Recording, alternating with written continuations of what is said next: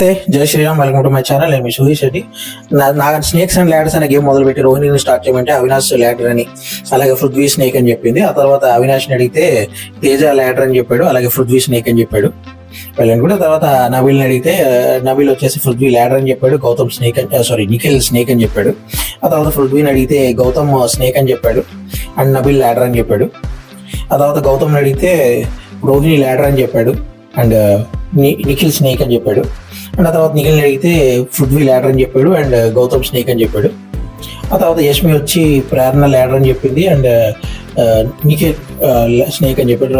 Tasty Teja అవినాష్ని ల్యాడర్గా పెట్టాడు, విష్ణుప్రియని స్నేక్గా పెట్టాడు and ప్రేరణ రోహిణిని ల్యాడర్గా పెట్టింది అండ్ గౌతమ్ని స్నేక్గా పెట్టింది. ఫైనల్గా ఇంకా అందరూ అయిపోయారు అనేటప్పటికి తేజ కిస్ గురించి కొంచెం డిస్కషన్ జరిగింది. తర్వాత ఫైనల్గా బాంబ్ ఏదో పేలుస్తారని నాగార్జున గారు చెప్పారు. బిగ్ బాంబ్ ఉండబోతుందని నాగార్జున గారు చెప్పారు.